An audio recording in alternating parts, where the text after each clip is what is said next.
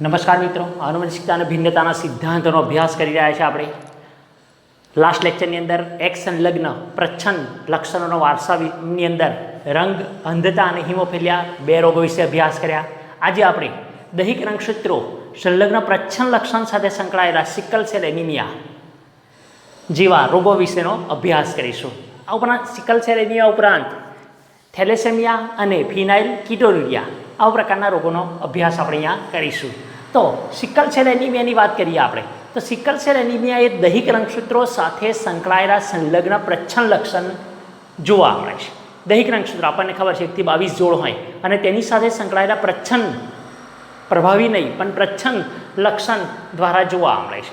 તો અહીંયા આપણે જોઈએ કે આવા જે રોગ છે એ રોગ એવા પિતૃમાંથી સંતતિની અંદર પ્રવેશ કરે અથવા તો જે પિતૃઓમાંથી સંતતિમાં ત્યારે જ પ્રવેશ કરે કે જ્યારે બંને પિતૃઓ જનીનના વાહક હોય, એટલે કે વિષમયુગ્મી હોય. એટલે બંને પિતૃઓ જનીનના વાહક હોય ત્યારે જ સંતતિની અંદર આવા પ્રકારની ખામી ઉતરી આવે છે. તો આવા રોગનું જે નિયંત્રણ કરે છે એવા જનીનો આપણે જોઈએ તો HbA અને HbS છે. HbA, HbS આવા બે પ્રકારના જનીનો દ્વારા નિયંત્રિત થતું જોવા મળે છે આપણને. અને બે પ્રકારના જનીનોને કારણે આપણે રોગ માટે જે સંભવિત જે જનીન પ્રકાર છે એ સંભવિત જનીન પ્રકાર અહીંયા આપણને 3 પ્રકારનો મળશે. સંભવિત જનીન પ્રકાર 3 મળશે. એક કહીએ આપણે તો HbA એટલે કે સમી પ્રભાવી જોવા મળશે, જે સામાન્ય વ્યક્તિમાં જોવા મળે છે. બીજી વાત કરીએ HbS જે વિષમયુગ્મી હોય છે. અને ત્રીજા પ્રકારની વાત કરીએ આપણે HbS જે સમયુગ્મી પ્રચ્છન્ન છે. અને આ જે સમયુગ્મી પ્રચ્છન્ન છે HbS વાળા જે સમયુગ્મી વ્યક્તિઓ છે એની અંદર સિકલ સેલ એનિમિયાની ખામી જોવા મળે છે. એટલે સિકલ સેલ એનિમિયાની ખામી દર્શાવતા વ્યક્તિનું જનીન બંધારણ જણાવો આવું પૂછાય તો આપણે HbS એટલે કે સમયુગ્મી પ્રચ્છન્નને કારણે જોવા મળે છે. જ્યારે વિષમયુગ્મી હોય HbS અને HbS આવા જે વિષમયુગ્મી વ્યક્તિઓ હોય એ સામાન્ય જોવા મળે છે, આપણને રોગમુક્ત હોય છે, પરંતુ તે રોગો માટેના વાહક છે. એટલે કે હવે પછીની પેઢીની અંદર આ જે HbS જનીન છે એ HbS જનીન એની પછીની પેઢીની અંદર એની સંતતિની અંદર ઉતરી આવે છે અને તેની સંભાવના પણ 50% જોવા મળે છે. તો આવું જે વિકૃત જનીન છે, વિકૃતકારક હિમોગ્લોબિનના અણુઓની અંદર આપણને ખબર છે હિમોગ્લોબિનની અંદર 2 પ્રકારની શૃંખલાઓ જોવા મળે છે, આલ્ફા અને બીટા. અને એ પૈકી આ જે બીટા શૃંખલા જોવા મળે છે, બીટા ગ્લોબ્યુલિન શૃંખલા એ શૃંખલાના 6થા સ્થાને 1, 2, 3, 4, 5 અને 6થા સ્થાને એ ગ્લુટામિક એસિડ આવેલો હોય છે. 6થા સ્થાને ગ્લુટામિક એસિડ. મિત્રો અહીંયા પહેલાંની સમજ મેળવી લઈએ આપણે કે આ જે દર્શાવેલા છે તે એમિનો એસિડ છે અને એમિનો એસિડ એક કરતાં વધારે ભેગા થઈ અને પોલીપેપ્ટાઇડ એટલે કે પેપ્ટાઇડની શૃંખલા રચે છે, જેને આપણે પ્રોટીન તરીકે ઓળખીએ છીએ. અને ગ્લોબ્યુલિન એક પ્રકારનું પ્રોટીન છે. તો આ જે પ્રોટીન છે એની શૃંખલા છે ગ્લોબ્યુલિનની, બીટા સાંકળ કહીએ આપણે, બીટા શૃંખલા એના 6થા સ્થાને ગ્લુટામિક એસિડ જોવા મળે છે. જે ગ્લુટામિક એસિડ હોય તો એ સામાન્ય વ્યક્તિ છે અને એનું જનીન હશે HbA જનીન હશે, જેના 6થા સ્થાને ગ્લુટામિક એસિડ હોય છે. આ સામાન્ય વાત છે. પરંતુ અહીંયા આ ગ્લુટામિક એસિડનો સંકેત mRNA પર GAG હોય છે અને તેનો tRNA પર CTC હોય છે. એટલે અહીંયા GAG એનો એમિનો એસિડ માટેનો સંકેત જોવા મળે છે. પરંતુ કોઈક કારણસર આ જે નાઇટ્રોજન બેઝની જે જોડ જોવા મળે છે DNA એની અંદર ફેરફાર થાય છે. આ GAG ને બદલે GAT થઈ જાય છે. આમ એક જ નાઇટ્રોજન બેઝના ક્રમમાં ફેરફાર થવાને કારણે આવા પ્રકારની ખામી સર્જાય છે. એટલે જ આપણે જ્યારે વિકૃતિનો અભ્યાસ કર્યો ત્યારે પોઈન્ટ મ્યુટેશન વિશેનો ઉલ્લેખ કરેલો અને પોઈન્ટ મ્યુટેશનના ઉદાહરણની અંદર સિકલ સેલ એનિમિયાનું આપણે ઉદાહરણ લીધેલું. તો આવા એક જ નાઇટ્રોજન બેઝનો ક્રમાંક બદલાઈ જાય છે, એને કારણે અહીંયા mRNA પર જે એમિનો એસિડનો સંકેત GAG હોવો જોઈએ એની બદલે GUG થઈ જાય છે. GAUG થઈ જાય છે અને આ mRNA પર નાઇટ્રોજન બેઝનો ક્રમાંક જનીન સંકેત બદલાઈ જવાને કારણે અહીંયા ગ્લુટામિક એસિડના સ્થાને વેલાઇન ગોઠવાઈ જાય છે, એટલે કે વેલાઇન આવી જાય છે. એટલે ગ્લુટામિક એસિડના સ્થાને, મિત્રો બરાબર યાદ રાખજો, આ ગ્લુટામિક એસિડના સ્થાને વેલાઇન પ્રકારનો એમિનો એસિડ ગોઠવાઈ જાય છે અને આવા એમિનો એસિડના ક્રમમાં ફેરફાર થાય ત્યારે ગ્લોબ્યુલિન જે પ્રોટીન છે એ એમિનો એસિડના ક્રમાંક બદલાવાને કારણે અહીંયા જુદા પ્રકારના પ્રોટીનનું નિર્માણ થાય છે, એટલે કે બીટા ગ્લોબ્યુલિનની શૃંખલા અહીંયા નિર્માણ પામી શકતી નથી. એટલે આ છઠ્ઠા સંકેત છે, આ એક ટૂંકા પ્રશ્ન માટે બી યાદ રાખવાનું આપણે કે બીટા ગ્લોબ્યુલિનના છઠ્ઠા સંકેતમાં GAG જનીન સંકેતને સ્થાને GUG જનીન સંકેત આવવાને કારણે ગ્લુટામિક એસિડના બદલે વેલાઇન એમિનો એસિડ જોડાય છે અને તેને કારણે હિમોગ્લોબિનના અણુઓ બદલાઈ જાય છે. એટલે કે આને જ્યારે ઓક્સિજનની ઉણપ હોય, અછત હોય તેવી સ્થિતિની અંદર આ જે વિકૃત હિમોગ્લોબિન છે એ વિકૃત હિમોગ્લોબિન બહુલીકરણ પામે છે, પોલિમરાઇઝેશન થઈ જશે અને પોલિમરાઇઝેશન થાય અને રક્તકણ જે અંતર્ગોળ આકારના હોય છે તેની બદલે દાંતેડા આકારના, એટલે કે સિકલ આકારના બને છે અને એટલે જ આવા રોગનું નામ સિકલ સેલ એનિમિયા, સેલ એટલે કોષો, હા અહીંયા એટલે રક્તકણો સિકલ આકારના, દાંતેડા આકારના બની જાય, જે રુધિર વાહિનીઓમાં અવરોધરૂપ બની ઓક્સિજનના વહનમાં અવરોધરૂપ બને છે અને આ પ્રકારની ખામી આપણને જોવા મળે છે. આમ HBS પ્રચ્છન્ન જનીનોને કારણે સંકેત બદલાઈ જવાને કારણે આવા એક એમિનો એસિડને સ્થાને, એટલે કે ગ્લુટામિક એસિડને સ્થાને વેલાઇન જોડાઈ જવાને કારણે આવા પ્રકારની ખામી જોવા મળે છે. આમ સિકલ સેલ એનિમિયા એ ગ્લોબ્યુલિનની ઉણપને કારણે, એટલે બીટા ગ્લોબ્યુલિનની સાંકળને છઠ્ઠા સ્થાનને ખામીને કારણે થતો રોગ જોવા મળે છે. સિકલ સેલ એનિમિયાનો અભ્યાસ કર્યા બાદ થેલેસેમિયાનો અભ્યાસ કરીએ. થેલેસેમિયા પણ દૈહિક સંલગ્ન પ્રચ્છન્ન જનીનને કારણે થતો રોગ છે. પ્રચ્છન્ન જનીનથી થતો રુધિર રોગ છે. અહીંયા રુધિર રોગ જોવા મળે, એટલે આ પણ દૈહિક સંલગ્ન પ્રચ્છન્ન જનીનને કારણે જોવા મળે છે. અહીંયા તો થેલેસેમિયા પ્રકારની જે વારસાગત મળતી ખામી ધરાવનાર છે એને લોહીમાં, રુધિરમાં પૂરતા પ્રમાણમાં હિમોગ્લોબિનનું નિર્માણ થઈ શકતું નથી, એટલે કે હિમોગ્લોબિન ન બનવાને કારણે આવા પ્રકારની ખામી સર્જાઈ જોવા મળે છે. આવા પ્રકારના જે પિતૃઓ છે એ પિતૃઓમાંથી સંતતિની અંદર ત્યારે જ જોવા મળે છે કે જ્યારે બંને પિતૃઓ બિન અસરકારક વાહક જનીન, એટલે કે વિષમયુગ્મીનું વહન કરતા હોય. આપણે સિકલ સેલ એનિમિયામાં પણ જોઈ ગયા કે વિષમયુગ્મી સંતતિની અંદર 50% સંતતિની અંદર આવા પ્રકારની ખામી દર્શાવતા હોય. બસ એવી રીતે અહીંયા થેલેસેમિયામાં પણ જે વિષમયુગ્મી પિતૃઓ હોય છે, બિન અસરકારક જનીનો દર્શાવતા હોય તેની સંતતિની અંદર આવા પ્રકારની પિતૃઓનું થેલેસેમિયાનું વહન કરે છે. અહીંયા તો હિમોગ્લોબિનના નિર્માણ સમય આપણને ખબર છે, હિમોગ્લોબિનના નિર્માણની અંદર, હિમોગ્લોબિનના બંધારણની અંદર બે પ્રકારની ગ્લોબ્યુલિન સાંકળો જોવા મળે, શૃંખલાઓ જોવા મળે છે. એક આલ્ફા ગ્લોબ્યુલિન શૃંખલા અને બીજી બીટા ગ્લોબ્યુલિન શૃંખલા. તો આવી શૃંખલાઓના અંદર આલ્ફા કે બીટા કોઈ પણ એક શૃંખલામાં ઘટાડો થઈ જાય, એના સંશ્લેષણની અંદર નિર્માણ થવામાં ઘટાડો થાય, તેને કારણે હિમોગ્લોબિનના અસામાન્ય અણુઓ નિર્માણ પામે છે અને જેને કારણે એનિમિયા જોવા મળે છે. એટલે અહીંયા કયા પ્રકારની સાંકળ હિમોગ્લોબિનના બંધારણમાં કયા પ્રકારની સાંકળ પર અસર કરે છે તેને આધારે થેલેસેમિયાના પ્રકાર નક્કી થાય છે. અહીંયા આપણે બે પ્રકારની સાંકળની વાત કરીએ તો બે પ્રકારના તેને આધારે થેલેસેમિયા જોવા મળશે. અહીંયા આલ્ફા થેલેસેમિયા અને બીટા થેલેસેમિયા.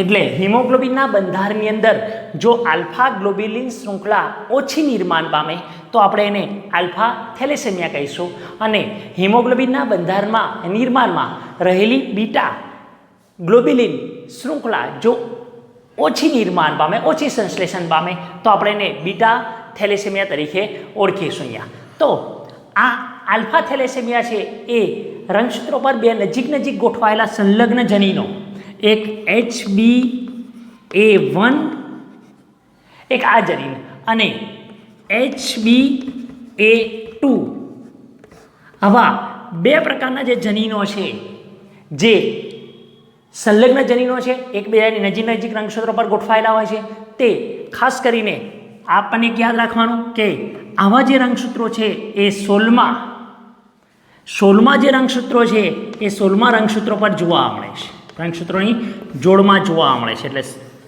16મા શબ્દ યાદ રાખવાનો બરાબર. એટલે 16મા રંગસૂત્રો પર જોવા મળતા HbA1 અને HbA2 આ બંને દ્વારા આલ્ફા થેલેસેમિયા નિયંત્રિત જોવા મળે છે.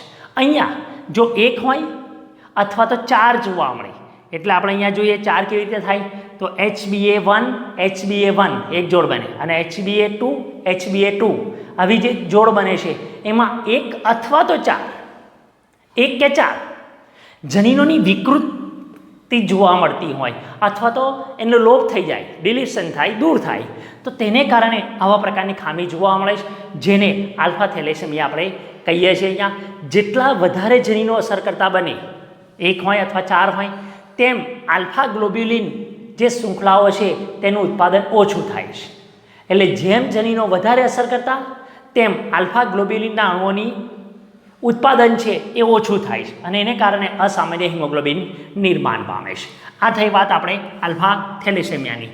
યાદ રાખજો, આલ્ફા થેલેસેમિયામાં ફરી એકવાર બે નજીક રીતે જોડાયેલા સંલગ્ન જનીનો HbA1 અને HbA2, એટલે હિમોગ્લોબિન A1 અને હિમોગ્લોબિન A2 જે પિતૃઓના 16મા રંગસૂત્રો પર આવેલા હોય છે, જેના દ્વારા નિયંત્રિત થાય છે, અને એક અથવા તો 4 જનીનો જ્યારે વિકૃત કે દૂર થઈ જાય ત્યારે આવા પ્રકારની ખામી આપણને જોવા મળે છે. અને જેમ જનીનો વધારે અસર કરતા બને છે તેમ અહીંયા આલ્ફા ગ્લોબ્યુલિનનું ઉત્પાદન અહીંયા ઘટે છે, એટલે કે ઓછું થાય છે. આ આલ્ફા થેલેસેમિયાની વાત હતી. બીટા થેલેસેમિયાની વાત કરીએ તો બીટા થેલેસેમિયામાં એક જ જનીન HbB એટલે કે હિમોગ્લોબિન B એકલ જે જનીન જોવા મળે છે, એકલ જનીન એના દ્વારા નિયંત્રિત થતું જોવા મળે છે, એના દ્વારા બીટા થેલેમસ જોવા મળે છે. અને આ જે જનીન છે એ 11મા રંગસૂત્રો પર જોવા મળે છે, 11મા રંગસૂત્રો ઉપર જોવા મળતું જનીન જોવા મળે છે આપણને અહીંયા આવેલો હોય છે, અને તેના દ્વારા બીટા થેલેસેમિયા નિયંત્રિત થાય છે. અહીંયા પણ એક અથવા બે HbB અને HbB જોડ હોય અહીંયા, તો એક અથવા તો બંને જનીનો વિકૃત થાય અથવા તો દૂર થઈ જાય, ડિલેટન્સ થાય, તેને કારણે આવા પ્રકારની ખામી એટલે કે બીટા થેલેસેમિયા જોવા મળે છે. આમ મિત્રો બંનેની અંદર યાદ રાખીશું, આલ્ફા થેલેસેમિયામાં HbA1 અને HbA2, જ્યારે બીટા થેલેસેમિયામાં HbB જવાબદાર છે, જે અહીંયા 16મા રંગસૂત્ર પર જોવા મળે છે અને અહીંયા 11મા રંગસૂત્ર પર જોવા મળે છે. આમ થેલેસેમિયાની અંદર આ જોવા મળે. હવે થેલેસેમિયા અને આના અગાઉ આપણે જોઈએ અભ્યાસ કર્યો તેઓ સિકલ સેલ એનિમિયા એ એકબીજાથી અલગ પડે છે. આપણે જોઈ ગયા કે સિકલ સેલ એનિમિયાની અંદર ગ્લોબ્યુલિનના અણુઓની જે સંશ્લેષણ થાય છે એમાં માત્રાત્મક સમસ્યાઓ જોવા મળે છે, ક્વોન્ટિટેટિવ સમસ્યાઓ જોવા મળે છે, એટલે કે ગ્લુટામિક એસિડને બદલે વેલાઇન જોડાઈ જાય છે, એમિનો એસિડ, તેને કારણે સિકલ સેલ એનિમિયા જેવી ખામી જોવા મળે. જ્યારે થેલેસેમિયાની અંદર આપણે જોઈએ તો અહીંયા ખોટી રીતે જે કાર્ય કરતા ગ્લોબ્યુલિન છે, ગ્લોબ્યુલિનના અણુઓ છે, એ ગુણાત્મક રીતે ક્વોન્ટિટેટિવ અહીંયા સમસ્યાઓ જોવા મળે છે, એટલે કે ગુણાત્મક કાર્યોને કારણે અહીંયા આવા પ્રકારની જે ગ્લોબ્યુલિનનું ઉત્પાદન ન થવાને કારણે અસામાન્ય હિમોગ્લોબિન નિર્માણ પામે છે. એટલે અહીંયા ટૂંકો પ્રશ્ન પૂછાય છે તો ગ્લોબ્યુલિનના અણુની સંશ્લેષણની માત્રાત્મક સમસ્યાઓ હોય તો સિકલ સેલ એનિમિયા આવે, અને ગ્લોબ્યુલિનના અણુની ગુણાત્મક સમસ્યા હોય તો થેલેસેમિયા આવે. આ બે શબ્દો બરાબર યાદ રાખીશું, માત્રાત્મક અને ગુણાત્મક સમસ્યાઓ. ત્યારબાદ એક 2 માર્ક્સનો ટૂંકો પ્રશ્ન પૂછાય છે કે બીટા થેલેસેમિયાનું પરીક્ષણ લગ્ન ગ્રંથિથી જોડાતા પહેલાં કરવું જરૂરી છે.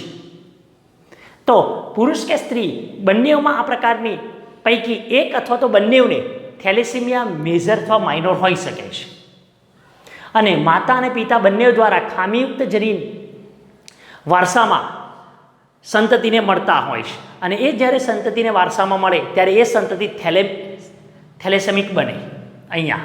એટલે માતા અને પિતા બંને દ્વારા જો ખામીયુક્ત જનીન વારસામાં મળે ને તો એવી સંતતિ હંમેશા કેવી હોય? થેલેસેમિક જોવા મળે છે.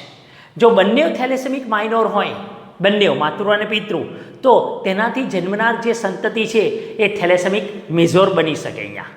આમ થેલેસેમિયા એ લગ્ન ગ્રંથિ પહેલાં થેલેસેમિયાનું ખાસ કરીને બીટા થેલેસેમિયાનું પરીક્ષણ કરવું જરૂરી બને છે.